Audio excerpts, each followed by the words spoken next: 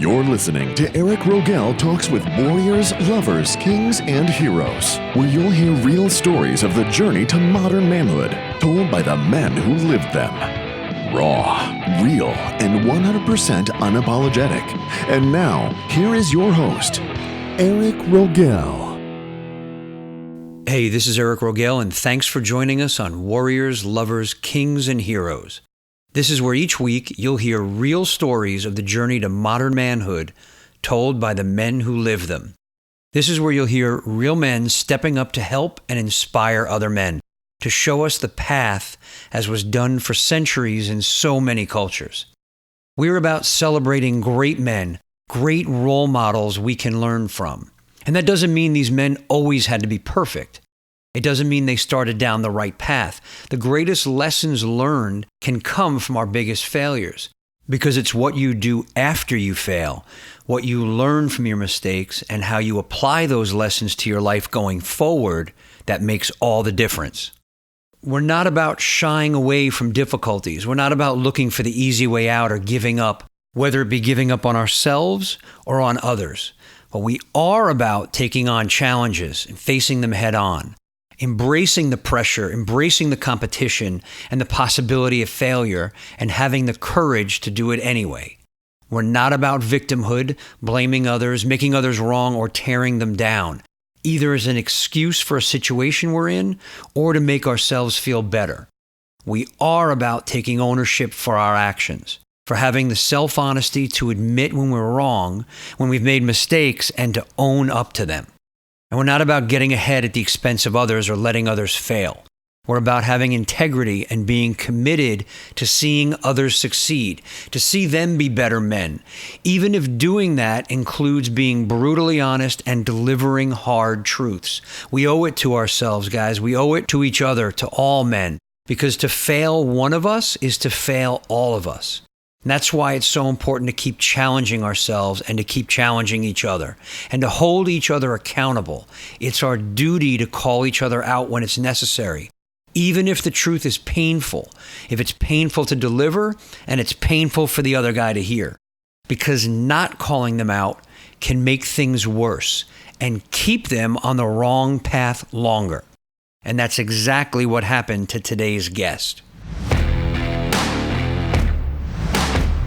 An incredible amount of pressure to stay ahead in school had him turning to drugs at a young age to keep up with the workload. Underlying depression and anxiety that went undiagnosed for years led him to start using alcohol just to get through the day. There were blackouts, accidents, injuries, arrests, but adults in his life, parents, teachers, coaches, all looked the other way. This was either out of denial or just not wanting to take responsibility, not step on anybody's toes. So his substance abuse continued, and it got worse. After several stints in rehab, including one that ultimately treated his root issues, and after his father had the courage to step up and both face some hard truths and deliver some hard truths, he got clean and has since made helping teens and young adults conquer their mental health issues, eating disorders, and substance abuse issues his mission and purpose. His name is Jamison Monroe, and he is the founder of Newport Academy. It's a string of revolutionary treatment centers that focus on treating the core underlying issues, never telling people there that they are broken or bad, and not just putting Band-Aids on the problems and sending them on home. Jamison is a prominent voice in the field of adolescent mental health, and he's an expert in the field of teen treatment and holistic learning. He has appeared on CNN, Fox, ABC, and other major networks, and he's even testified before England's Parliament on the subject of teen prescription drug abuse. In 2014, he received the Freedom Institute's Mona Mansell Award for his impact on the recovery field and community. And he was a producer of the critically acclaimed documentary film Behind the Orange Curtain, which shed light on the prescription drug abuse epidemic in the U.S. I wanted to understand how Jamison got involved in drugs so early in his life. I wanted to know what drove him there. So I asked if his parents had ever had issues with drugs or alcohol themselves, or if there was trouble at home. My parents had marital trouble since the beginning. My dad threw himself into work and not only just because of that, but that's just because of the way he was raised. And if you go back a little bit further, my dad's dad grew up dirt poor on a farm in Arkansas during the Great Depression. Literally didn't get his first pair of shoes till he was like 8 years old. And, through sheer just hard work and determination, he made something of himself in this world, right? From a business success perspective, and retired as chairman of an oil services company, and so that kind of, I guess you say, kind of all or nothing or hard work and dedication was passed on to my dad, and he put that into effect. So to many positive outcomes, but also, I would argue, at the detriment of a peaceful family life. So when I say born into something that was unstable, is that my dad worked 70 hours a week, traveled a lot, and he would admit was a relatively unhappy person. And if you look at it, he had no balance in his life. He was relatively absent. I mean, I do have some memories of things that we did as when I was younger and a kid, but I also have a lot of memories of him, yelling and screaming, and so he did not channel his frustrations, anger, and like I said, what came to be his personal unhappiness very well. He took it out on everybody around him. And my mother got the brunt of that. And so that's what I mean when unstable is that our parents did not have a strong foundation. There was a lot of yelling and screaming, mainly directed at my mother, not so much from my mother. She's much more passive and my father's much more vocal.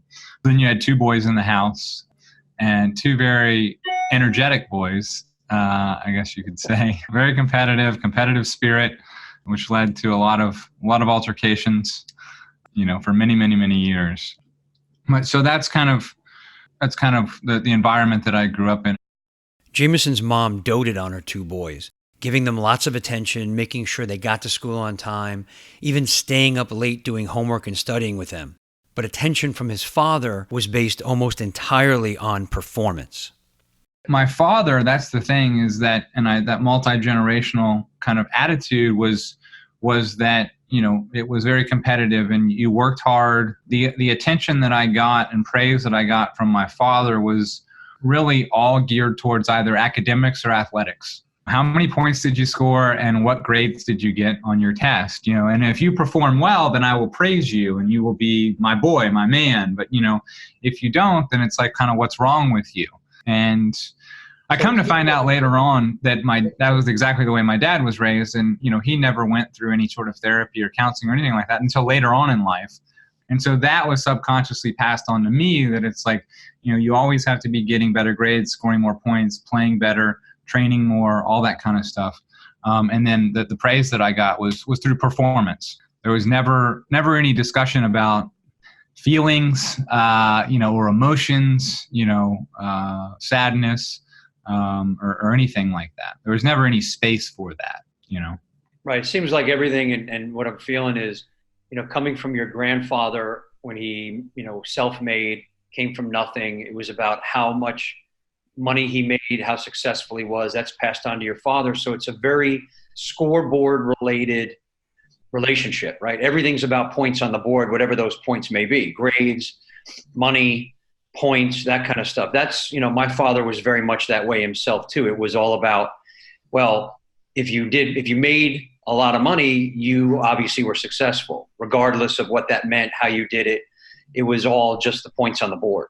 Yeah, exactly. That's exactly right. I like that. The scoreboard mentality. Yeah. Yeah. It's emotional scoreboard.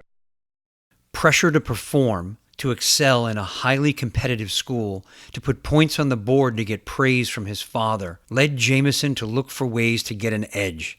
And he would learn from classmates that certain drugs could give him that edge.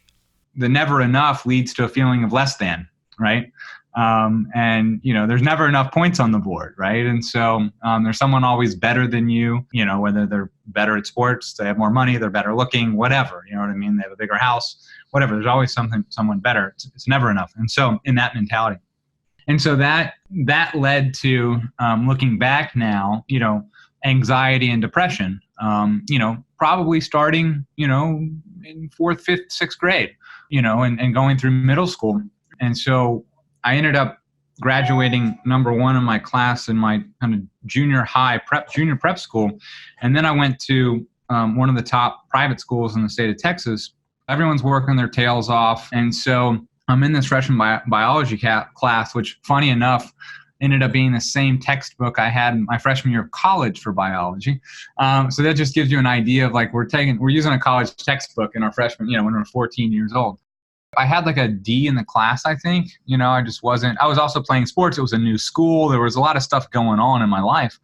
This exceptional student going from getting the best grades, the best everything, now you're pulling Ds. Yeah, exactly. So my parents are kind of thinking about this. There's some talk about it, obviously. My lab partner, a guy in my class, he was taking this thing called Adderall, and then kind of, Ritalin was out and about. And interesting enough, Adderall had actually come out kind of the summer before that, which is fascinating now that we know, kind of look back at the history. And so, probably near the end of that kind of first semester of high school, why do you have a D, or a C or whatever it was, why can't you keep up? It was like, well, I think I have ADD. It's very, very starting to be a very common diagnosis back in the late 90s. Right. Mid 90s.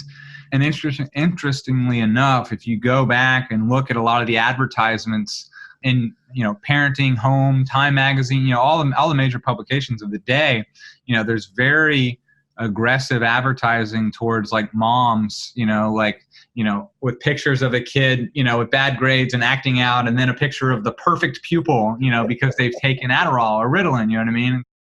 Not only did he now have a way to keep up, a way to get his grades back up and compete, it was a way that was endorsed by doctors.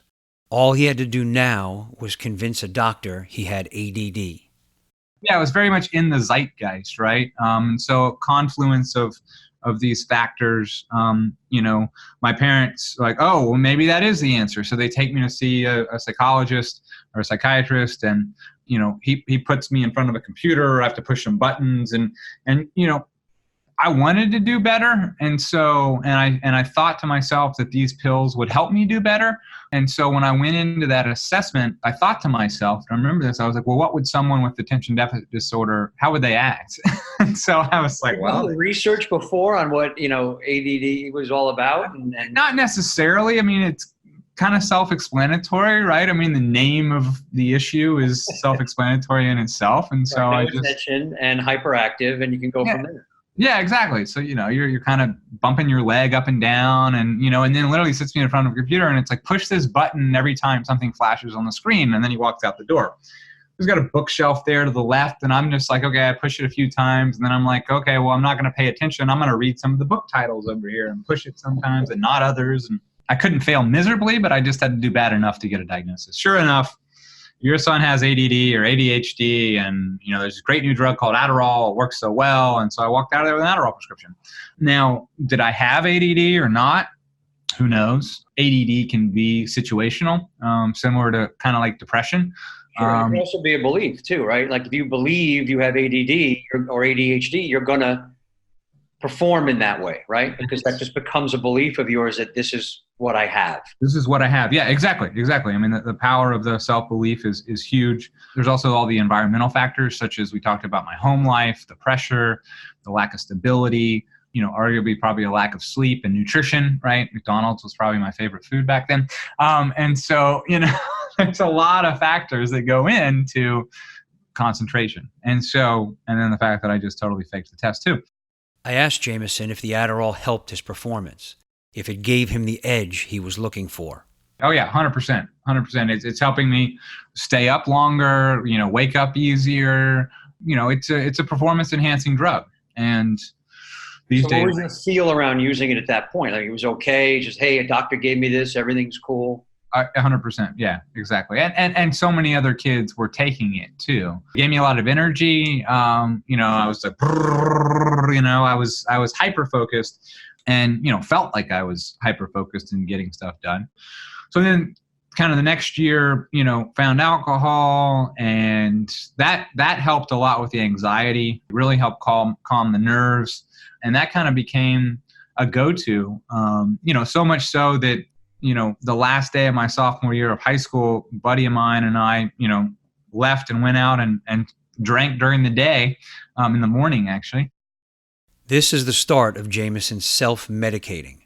Since his underlying issue was crushing anxiety and depression, alcohol helped him feel calm. And since alcohol was easy to get, even at the age of 16, his drinking increased so much, teachers took notice and he was thrown out of school. But no one stepped forward to help him, to look at why he was drinking. Luckily, I was in relatively good standing up until that point, and the dean offered to write a letter of recommendation to any school that I wanted to go to, and I just ended up going to a sister school down the street, if you will. But it was definitely a low point at that point in time. What's fascinating though is that at no point in time did anyone say, like, why are you doing this? Are you okay? Maybe you should see a therapist. This is not normal behavior. So why do you think that was? I mean, that is fascinating. Why would they just say, hey, listen, we have these young teenage students who are, being prescribed pretty powerful drugs. I mean, Adderall is a pretty powerful drug, and then mixing it with alcohol. And there's no like, hey, we need to really look deeply at what's going on here. Yeah, I mean, I think that from my family's perspective, it was kind of damage control. Oh shit, you've been kicked out of school. It was a reputational thing at that point. They were reputational thing, a career path thing. We got to get you into the next school so that your resume is still intact. Luckily, the school that asked us not to return, wasn't going to put any black mark on our resume or anything. It was the last day of school, so they gave us, like all B's on our finals, which was probably better than I was going to get anyways. Because I would have been hungover. And so, that they were very accommodating in that regard. And so it's kind of like damage control, reputation control, versus what was the core issue? And that's probably because they had to look at themselves. You know what I mean? As we see so much with working with, families today and the work that we do at Newport Academy, it's like, it's hard to, when you peel back that curtain, you got to go back pretty far. And that includes, not just the teenager, but and the parents showing up and doing the work themselves. Sure. And that takes a lot of courage too, right? I mean, that's on the parents' part, a lot of courage, a lot of raw honesty to come in and say, hey, I was a part of this. This is not just something that my kid is going through. What's my ownership in this? Yeah. Yeah. And even the first step may not even be that insightful. You know what I mean? It may just be, my kid needs help. I want you to help. You know what I mean? Giving that power to the third party can also be a big step as well, By his senior year of high school, Jamison's drug use spirals out of control. In addition to the Adderall and alcohol, he has now added pot, Valium, Percocet, hydrocodone, and a host of other pills. And he rationalizes that this is okay because these are all drugs a doctor would prescribe. What's fascinating is that, and looking back now, and also looking at all the teenagers that I've ever talked to or worked with, and looking at all the research and the data, is that there's something called perceived harmfulness, right? And so, if you're already taking a very potent prescription drug, the perceived harmfulness of another potent prescription drug is relatively zero. You know what I mean? Because it's just, they come from a doctor, they're made by a major pharmaceutical company, Right. I'm okay on this one. I'm taking this one. This one's fine. Yeah, exactly. Well, I'm okay with that one. Why not? What's the difference, right? And so they came from, someone's medicine cabinet and they seem to be okay. And so what's the difference? And so that's when the pills really started in earnest. I started blacking out from alcohol my sophomore year of high school, and that only got worse through my junior and senior year. And then when you added on things like Valium and downers and whatnot, it only got worse. I don't know. Xanax came in there at some point in time. I don't know if that was then or in college or when Xanax, started to proliferate. But anyways, so when you were drinking, and drinking in school, you weren't just having a couple of beers, right? I mean, you were drinking to black out. Yeah, exactly. Yeah. So that kind of gets to my underlying, what people may call my underlying mental health issues. Like I had major depression and major anxiety, and I had no way to deal with those issues. One is that, like I mentioned, there was no space to talk about those in my household. And secondly, I didn't have the insight to kind of identify that and ask for help, but there were no adults either that were like, this kid needs therapy. You know what I mean? This kid needs to talk to a professional. It was like anywhere along the line, it could have been, parents, teachers, parents of friends of yours that noticed this and said, hey, let's grab this, take this, and, get a hold of this situation and do something. I agree, man. I agree. And so, that's why. What do you think it was? Was it denial? Was it not my responsibility? I don't want to get involved. Was it a combination? It was definitely a combination. I think denial was pretty strong within the family. I mean, it had to be looking at the ways that sometimes I would come home and act, and the things that I would say and do to my parents. And then probably within, the community, it was probably, not, I don't want to step my toe in someone else's business kind of stuff. You know what I mean? But yeah, and then that's where, like, in all the talks that I do now, when I talk to, educators or families or anything like that, it's like, it had to get really bad for me until someone said, hey, dude, you need to go talk to a professional. And it had to get really, really, really bad. As a teenager, driving blacked out, taking so many pharmaceuticals that who knows if I would have or could have, not woken up, all that kind of stuff. And that's where, like, now I plead with folks, it's no big deal to go talk to a therapist, you know what I mean? And to have some sort of assessment or seek a professional.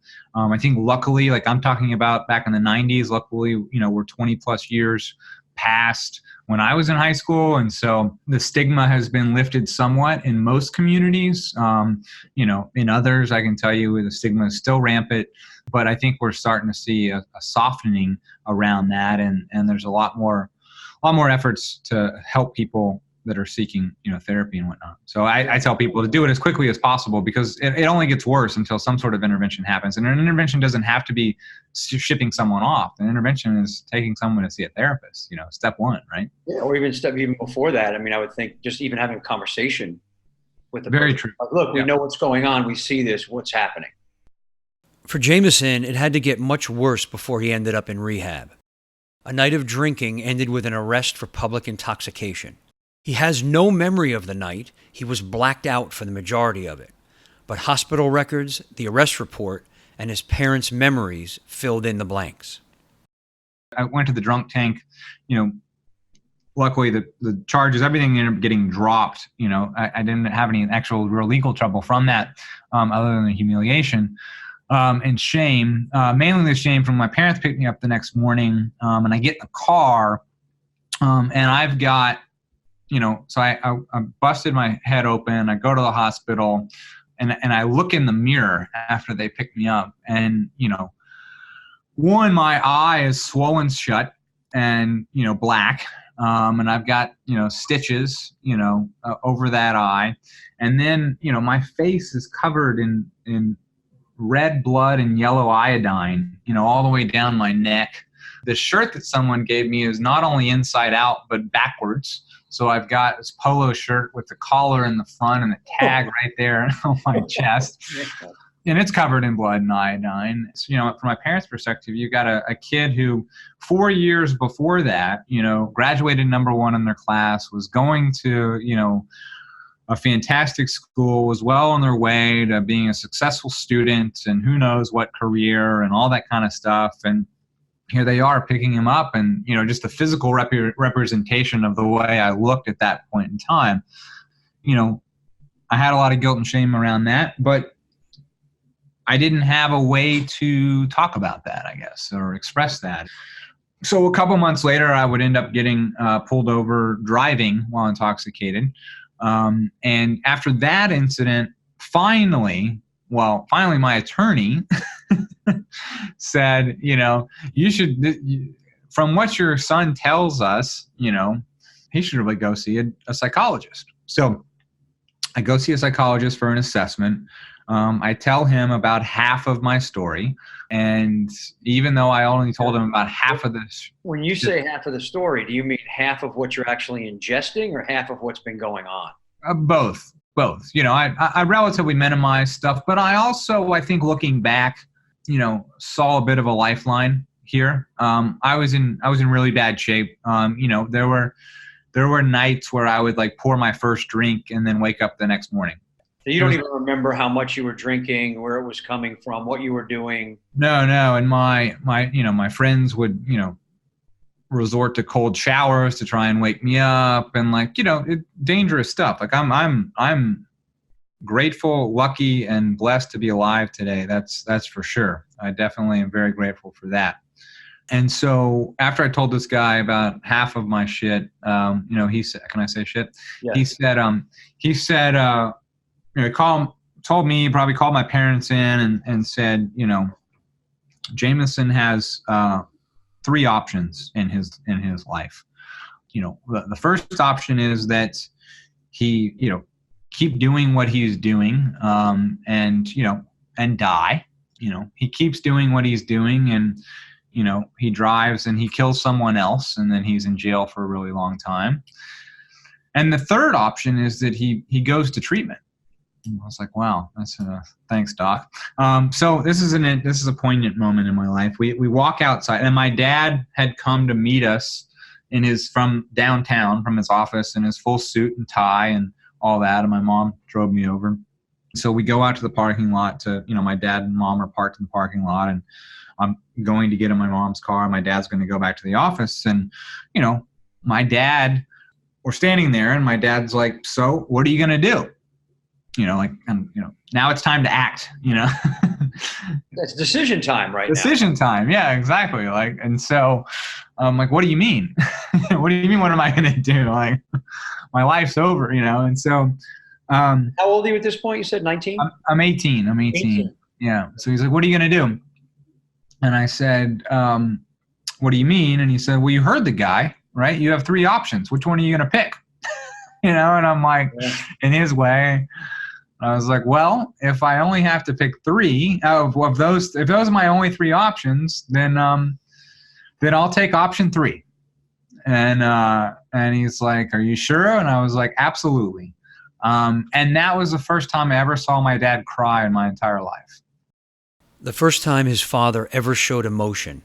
This man who had spent his entire life caring only about points on a scoreboard, about performance and numbers and achievements. The first time he breaks is when there is an admission that his son is an addict and needs rehab, that something is broken in his family. Yeah, my son is fucked up. But yeah, majorly, right? So after I mentioned obviously the visual representation of the time they picked me up after the public intoxication incident, and now facing a driving, a DUI charge, and so everything kind of moved relatively quickly. And the next thing I know, I was in Minnesota in January. It was very cold, and I was in a program, and I spent half my time trying to get out, and the other half, paying attention and reading and participating. I turned 19 in treatment there. That was a great birthday. First time in treatment is always a bit of a shock, because you're always in there. No matter where you go, you're in there with people that have been there, more times than you. Evidence shows the average person goes to treatment 7 times. Jamison would go through rehab several times himself, and it was at one program in Washington State, a program he would later buy, where he begins to find his purpose in life. One interesting thing that happened at that program in Washington State was that I really enjoyed my time there. And I had it set up as well as any 19-year-old could, in that I loved golf, as I mentioned earlier. I got a job at the local golf course. I would wake up before everybody else. It's probably at work at like 6 a.m. And I would, do everything the golf course needed. And then I would be finished by about noon, and I would eat lunch, and I would go play golf 18 or 27 holes a day. Pretty good lifestyle, I have to say. After I'd been there a few months, I really started helping the new guys out. And really, at some point in time, someone told me, which has stuck with me forever, is that the most selfish thing you can do is help another human being. This is a great philosophy right here. The most selfish thing you can do is help another human being. This speaks to 2 of our sacred 7 core values, duty and love. Jamison explains. the most selfish thing you can do is help someone else. And so, when you break that down, the fact is that actually when you are helping someone else, you're actually kind of filling your own cup. And if you do that enough, you start to realize that, you know what I mean? I mean, you may try it once, go volunteer, you feel good helping people out, but if you make it your life's purpose, you sleep really, really, really, really well at night, right? And so I started to put that into action, which meant in where I was, given my circumstances, one was being the best employee I could, but then back at the facility was helping out the new guys that walked in, make them feel comfortable. Because anytime you walk into a new place, no matter where you are, especially in treatment, you're deer in the headlights. There's a lot of things going on. There's cliques and relationships that are already existing. You're the new guy on the block, all male facilities. So you got egos and all that shit going on. And so, I just became that kind of guy that would take the new kid under my wing, not overly so, but just enough to be like, hey, dude, here's this, here's that, here's some of the personalities, and let me know if you need any help. So I remember one night sitting at dinner, there were about 20 guys, maybe, 18 guys in this program altogether. And we'd eat at these two tables, probably 8 or 9 guys at a table. I remember one time one of these new guys, he looked over at me after dinner. We typically play cards after dinner. And remember after dinner, he looks over and he's like, hey, Jamison, yeah? He's like, do you ever go home? It's like, what do you mean? He's like, well, you work a lot.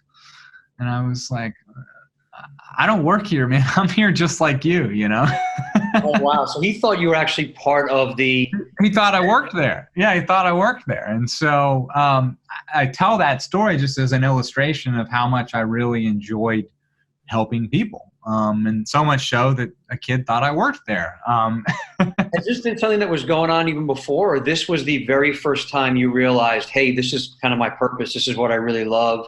This is the passion. I want to help other people. This is the first time I realized I had a passion for helping other people. Yeah, absolutely. I mean, before that, I was oblivious to any signs like that.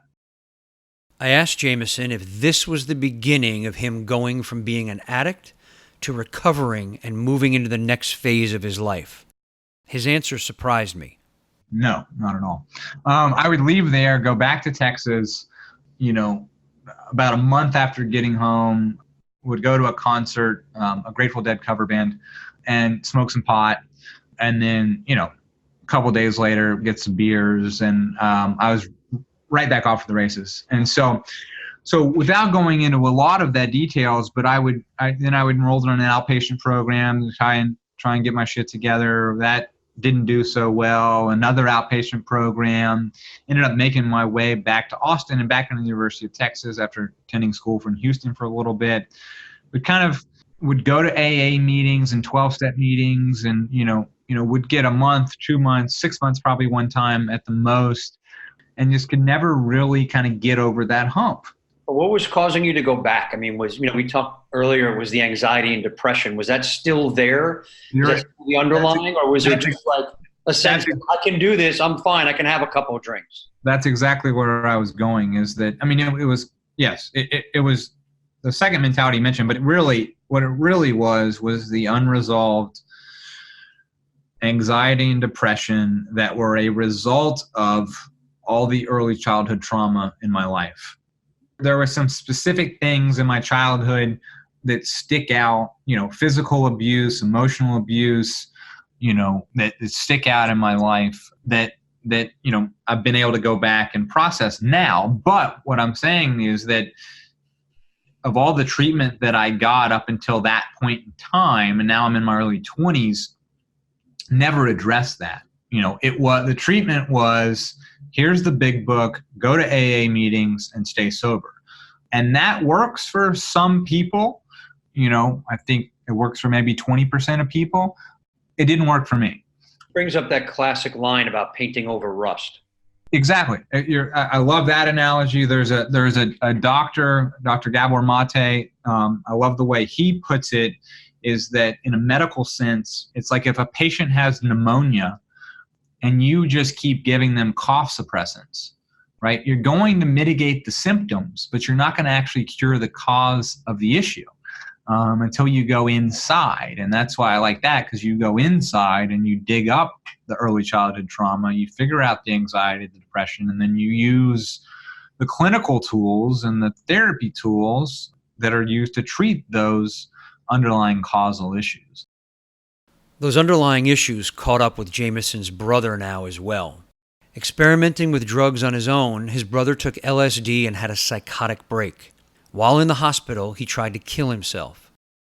Looking at the issues both sons are going through, Jamison's parents finally seek help for themselves. His father especially showed incredible courage in looking at his part in his son's issues. And you've got kind of these glimpses into potential realizations by my parents about, how messed up their kids are. My dad actually goes to see a therapist. At this point, I mean, that's amazing. If, typically older men won't do that, right? There's still that mentality of, no, I've got this. I can fix this myself. Yeah. So he's in his late 50s, and, the way he explains it is very black and white. His kids are messed up, and so he needs to go figure out how he can fix them. That's why he goes to see the therapist. So it's not about him at this point. No, right? no. That was not his ownership there. It's not his motivation. Nonetheless, which, interestingly enough, side note, the outcomes of treatment are not contingent upon the motivation to enter treatment. You see the same results of those that are forced into treatment than those who go willing. Fascinating stat. That is fascinating stat. My father falls into arguably the second half, being forced in by his kids being crazy, and luckily lands on the sofa of a very good therapist who says, I don't care about your kids, let's talk about you. In their first session. And so that starts a path of my father realizing the reason why he acts the way he does, the reason why his kids probably act the way they do, looking at all these multi-generational roles, family systems, and all sorts of stuff. So he kind of gets his own education, and from his point of view, realizes he's an extremely unhappy man and that he hasn't been happy in his marriage for 32 years. So my parents end up splitting up while my brother's in treatment, and for the better. They've both been very much happier since then. So that's where kind of you get, my dad starts to take a little bit of agency, over this through his therapist. And so, a couple years later, that leads to us having a very strong conversation in that, more or less, if Jamison, if you don't get your shit together, you're kind of cut out, whether that's emotionally, financially, from my life, like you've got all the chances in the world, and I will give you one more chance. That's it. One more chance. And if you don't take it or it doesn't work, then, Godspeed kind of thing, And so luckily my prefrontal cortex has developed enough to realize that, I wanted to give it one more earnest shot. Again, this takes a lot of courage on the part of Jamison's father, for both his parents really, to realize they'd be happier apart and for actually splitting. But his father's tough love, the love and duty to his son, to give him that ultimatum, to take away the safety net and make him stand on his own 2 feet, finally forces Jamison to make the decision to turn his life around. And he said, you can go wherever you want. And so I took agency over this and did a bunch of research and, there was some stuff, now this was 13, 14 years ago, there was stuff emerging about kind of underlying issues, and obviously previously to that, if you had a substance use disorder, the treatment was 12 steps. There were more holistic places coming about, found a place that that had that kind of treat the underlying issues mentality, and went there. And what was great there was that I had a team of licensed clinicians and therapists that more or less kind of we don't really care about your drug and alcohol use. Like, that's great and all, but that's just a symptom of an underlying issue. So let's talk about your childhood and your trauma and your depression and what drives you, right? And so I was able. Got deep. They weren't just doing the whole, hey, stop drinking. It was really, let's get deep in there and see, what the root issues are. Exactly. And so I really went through trauma treatment and treatment for depression, anxiety. It's where that's where I learned to meditate for real. Every morning we'd get up and meditate, and we do yoga and stuff during the day as well. But really, what stuck with me for 14 years now is the meditation part. And when I get away from the meditation part, because you have another kid and you don't get sleep and life happens, that's when I feel that anxiety start to creep back up. And when I get back into a practice of meditation on a daily basis, it dissipates. You're going to hear Jamison talk about meditation a lot and how it helped him. Meditation is a very powerful tool, and it's something that I do daily as well, as do the men of the round table. If you want to know about my meditation and what we do, you can message me on Facebook or Instagram, and I'll point you in the right direction. For Jamison, he is now delving deeply into self-honesty to uncover the root of his addictions, and he is committed to his healing and moving forward. I did a lot of early, inner child work, early childhood trauma work, multiple different modalities. And then any need to self-medicate went away. I did end up going to meetings and meeting a bunch of great people and making a bunch of friends, because by the way, so remember I turned 19 in my first treatment. I turned 25 in my last treatment center. So on that birthday, I was like, all right, when you spend 2 birthdays in treatment, I've met people who spend more than that, but 2 was enough for me. I had that kind of service mentality, returned back through the self introspection, through the meditation, through the trauma work, really got to who the core of Jamison, is, core of who I am, and some of that was just through simple CBT of, self-perception and where I want to be and, that kind of stuff. And so had some fantastic therapists, and ultimately realized that I wanted to help people. At this point, helping people means becoming a doctor. Jamison's made the decision to go back to school and become a psychiatrist. That is, until he gets some very wise advice from a mentor that saves him from making a costly mistake. This is the reason it's so important to not only find good mentors, but to listen to them as well. Here's what Jamisons told him. I started looking at post-bac pre-med programs at UCLA and USC, and my sponsor, was like, okay, what are you doing with your life now? I tell him, and he's like, you don't want to be a doctor. And and I'd gotten to know this guy over the course of a few months, I guess, and so he knew me pretty well, and and so you don't want to be a doctor, and I don't. It was a lot of back and forth, but as we know, being a doctor is great and wonderful, and there's some awesome doctors out there. The healthcare system is not necessarily as conducive to being a doctor, because you've got to abide by all of the payer's expectations and do it by their book instead of what may be best for the patient. Anyways, there's a lot of that going on. But anyways, there was a back and forth, and so, I want to be a doctor, and this guy said, no, you don't want to be a doctor. I said, yeah, I want to be a doctor. I wanted to be a doctor when I was a kid. I can, I got to go back to school. I can do the education part. I'm dedicated enough to the residency, and to do that, right, I still had to take, some science classes as, before I took the MCATs, before I went to medical school, before I did my residency. I had a years of stuff to catch up on. I had a 10 to 12 year path ahead of me, right? And we would not be having this conversation if I went down that path. So anyways, he said, you don't want to be a doctor. He's like, if you really want to help people, what you want to do is you want to hire doctors.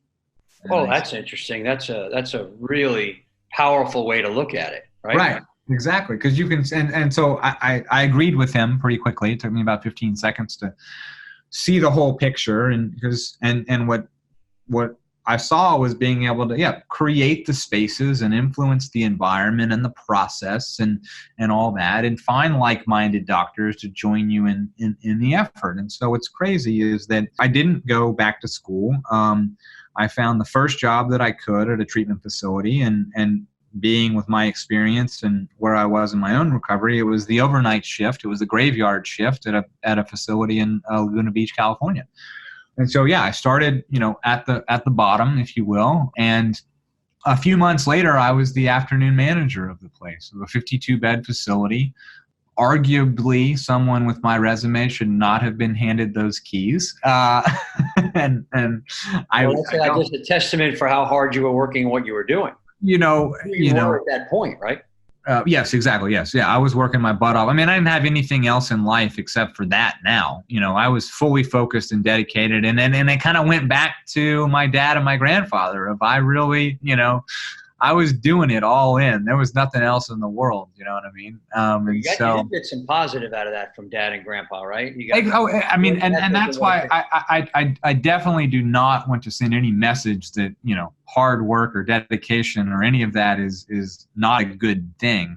It's a great thing to have when it's obviously unbalanced and it's, 99% of your life and there's no room for anything else. It just leads to unhappiness and burnout and all that kind of stuff, right? So, but it's definitely created some amazing things in my own life as well as in many others' lives.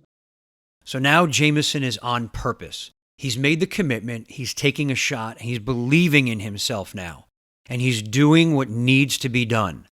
He directs this into the courage to ask for help, to contact important people he knows can help him succeed. So took that experience and then, left there to partner up with another guy. And we opened a treatment facility. And that's when I was really sleeping in my office.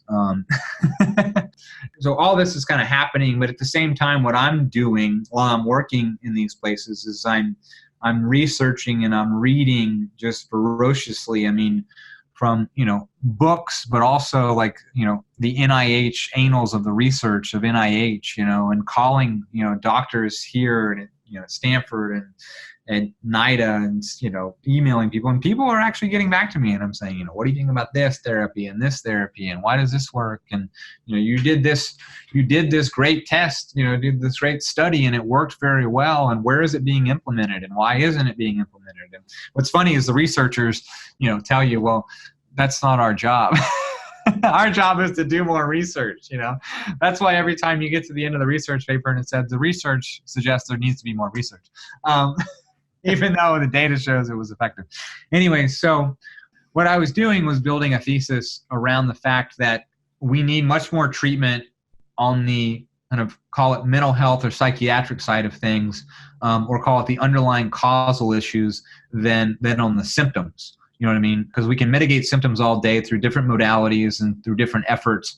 But until we heal the underlying causal issues, we're not going to have long-term sustainable healing or recovery, right? And so I was lucky enough. At the time when you were doing that, was that something that just wasn't happening? Did you get resistance, pushback on that? I did, absolutely. Because people thought I was anti-AA and anti-tradition and all this kind of stuff. And I'm like, I'm not anti-anything. I'm just saying I'm looking at what worked for me, and now in all my research, looking at what has worked for so many other people and where existing modalities fall short.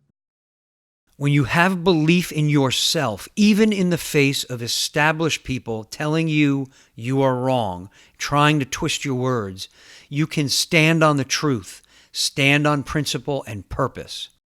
Jamison was coming from experience, and he had to go through what he experienced in his life to get to where he is now. All of that challenge gave him a greater sense of purpose and a greater foundation of belief and truth to stand on. 20 years ago, 15 years ago, there were a couple of these places maybe that exist, maybe one or two that existed, but they were for adults, right? And they were for people with means and all that kind of stuff. And so there was nothing. And then, so that goes back to kind of like, I don't wish, but it's like, what if someone would have intervened sooner in my life? Would I not have caused as much damage and, crap, through, because I could have gotten off that conveyor belt 10 years before I actually did. You know what I mean? Yeah, but there's another side of that too, which is if you hadn't gone through that, would you be as effective? We wouldn't be talking today. Yeah, exactly. So that's not what, that's what, yeah, that's what I'm saying. I don't wish that things were different, but I'm saying now that we know, can we help other people from going through? Because as I said, there were 100 times or more that I could have died and I didn't. So, that's a big motivator for me too, is that there's a higher power, there's a higher force out there when I look at my life that somehow I was able to survive when so many people weren't. And that kind of drives me to do what I do now. And so I ended up, through these folks that I was talking to, meeting Dr. David Smith, who founded the Haight-Ashbury Free Clinic back in '67, and told him my thoughts, and he agreed 100% and was on board whatever I needed. I met the woman who's still the chief clinical officer of Newport Academy today, Dr. Barbara Nozal, who's a psychologist who worked in the field for 15, 20 years. And they both got on board with some, 20-some-year-old kid that had an idea. And we opened up a very small treatment facility in Orange County, California, with the idea that we were going to treat teenagers and families in Southern California. And, with this model of treating the underlying issues that really focus on the primary mental health stuff, and everything else we would deal with. But the primary focus would be the trauma and the depression and the anxiety and other mental health stuff. And what happened was that our third patient came from Philadelphia. Our fifth patient came from New York. And we admitted our first patient in 2009. A few years later, we only had 12 residential beds in a small outpatient facility. So it was very small. But, a third of our kids may have been from Eastern Mississippi at any given time. And so what we were doing resonated with a lot of folks, and it was effective. 5 out of our first 6 kids at Newport Academy we're still in touch with today, and they're doing very well in their lives, which is awesome. Wow. And so we just had over 250 people at our East Coast alumni reunion. I think 280 was the final tally, somewhere close to there. It's amazing to see what's happened. And so what happened was that, I ended up moving to the East Coast to take the treatment facility there, and so on and so on. And, now we're in 6 or 7 states, and still with that core mission of doing the work that needs to be done, identifying the underlying causal issues and healing those. Jamison's personal journey has led the direction of countless other people's journeys. But his journey isn't over yet. We talked about where he is, where he's still going, and then got into a deep discussion of our sacred 7 core values and what they mean to him, starting with honesty. Just because I did this and I started this company and all that kind of stuff doesn't mean that I had life figured out at all. You know what I mean? Like I said, I was just sleeping in my office. And so that's not healthy. And so, I probably didn't, feel like I was standing on my own 2 feet really until, with a foundation until I was probably, 33 or 34 years old. I'm 38 now. And so, that was 14 years into having this company? No, we're 12 years into the company now. And so, it was 12 years into having a company, and it was, now we are, but it was almost 9 years after finding recovery, is what it was. And so, yeah, I mean, there's a couple, instances that come up, and I would say, one is, and I looked at some of the values of your podcast, right? And one of them that really stuck out was honesty to me. And that's something that actually was really my dad attempted to pound into me as a kid, was honesty and integrity, and he's used that in his business for a long time, and kind of that the way it came. And then you enter in all the competition, and in school, my group of friends and I, looking back now, probably a fourth of the school, we cheated in school, you know what I mean? And it was kind of like whatever you can do to get ahead kind of thing. And, at the end of the day, you could argue you weren't hurting anybody, but you were hurting yourself, but when you're that age, you don't have that insight. Jamison learned to take that honesty into relationships, finally understanding the meaning of love. He realized, just like you have to be honest with yourself before you can be honest with others, you have to love yourself first before you can love others. What's interesting is that through that deep meditation experience, things started becoming more clear in my life, around the honesty and around what love actually is. Because once again, I didn't have a model of what love was. Love was so based on the scoreboard, to come full circle, and started understanding this concept of which through the meditation, which is, it may sound cliche, but it's the truth, which is that, that first relationship is with yourself. Right. And so what the meditation was self-care, and self-awareness, which led to action, which led to self-esteem, right? Which right positive action, right? Because you had the self-awareness. And then when you actually take the step, it comes back to self-affirming behavior and positive self-esteem. And Right, so so it's all about you. I mean, basically, that's what you're saying. I mean, that's what I've found too. It's about you before anyone else. exactly, and that's what I'm kind of saying, that the trying to break down the cliche, which is like, and then the unconditional love of self, despite all the shit that I had done in my life. I'm here now. This is a new day, and that's what's great about starting your day with meditation, is that you start over every day. You know what I mean? And so I was able to start over every day and take right action. Jamison finally found love. He got married and now has 2 children. And he brought up an important lesson he learned from his own parents. Been married for a few years now, have 2 beautiful young kids, and live a life of honesty and integrity and unconditional love. And, she's my partner, and it's awesome, man. And so, having gone through all the shit that I went through to get to where I am now, I'm very grateful for the path that I went down and all the people that I led down that with me. And what's great, to kind of come full circle also about my parents, is that they never gave up on me. They never gave up. Who knows if that ultimatum of the last chance was actually my last chance. But they really never gave up. Despite all the shit that I put them through, they never gave up. So even though his parents' initial choices when he was young were not ideal, and he and his brother experienced deep emotional issues, he still took away value he can use with his own children. And that's also the value of not letting yourself be a victim, by looking for the lessons you can use from the experiences you've had. Jamison and I talked more about the core values, going deeper into the importance of love and commitment for men, how they are anchors in our lives. Looking at some of the stuff you'd said, those words, kind of honesty and then love, unconditional love, Sure. Of self, and then of those around you is kind of what came to mind. Sure, and that love is love's an amazing thing. We had it on that list when we first were putting it together. There was a group of us that put that together, and when I first saw that love was being added to the list, I was like, well, this is kind of a masculine thing here, right? We've got honesty, integrity, courage, commitment, duty, honor, and then you put love, but when you really look at it, like, love is the strongest, most powerful, most devastating emotion we have. I mean, it is literally what will make a man jump through fire for his family. It's what will, people will endure incredible amounts of stuff because of love. Yeah. So it's just such the most powerful thing on there. And I don't know if you look at that list that I sent you. So you've got courage, honesty, integrity, commitment, duty, honor, and love. The first 3 are about yourself. Gotcha. Self-courage, self-honesty, right, and integrity with yourself. The commitment becomes that turning point where it becomes from you to other people. So now you're committed to whatever it is you're committed to, and that's what duty, honor, and love are for others. Well, the commitment is the whole is that turning point, and that's really that's the anchor.